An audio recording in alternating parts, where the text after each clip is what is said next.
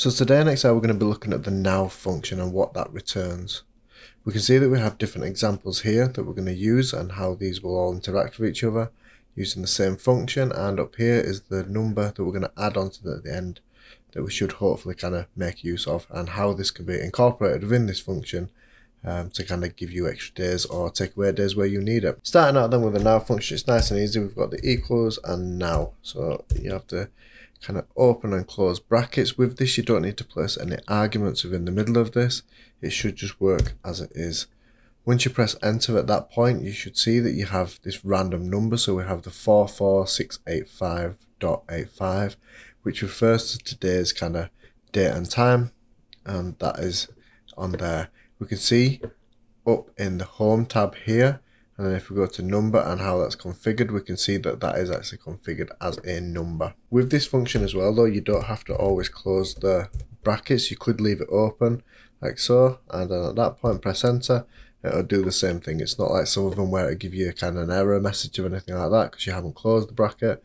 So just one there, it might speed you up a little bit. We can see that within this cell now that we want it to return the date, and we can see up here the format part where we have the date selected. You have lots of different drop downs here, but we've just got the long date selected. So again, if we press the equals now and the open and close bracket, and we can see that this returns the 4th of May 2022 for us. Moving down to the next one then, we want it to return the date and time of when exactly this is. So again, we can press the equals now with the open and close brackets, and we can see that this has the date and the time there.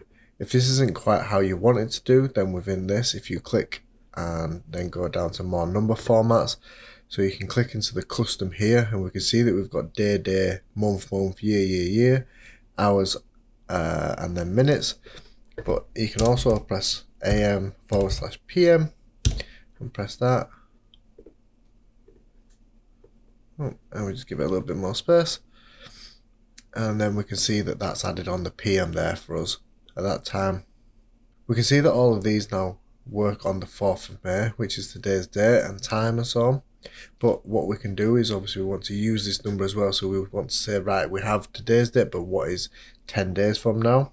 So what we can do is we can press the equals now, the open and close brackets, and then plus, and then select the cell or even type in the number of what you want to do, and by pressing enter we can see that that there has added on the 10 days to our date of what we would need it to do. Okay, and go from there, keeping the time exactly the same as what it is.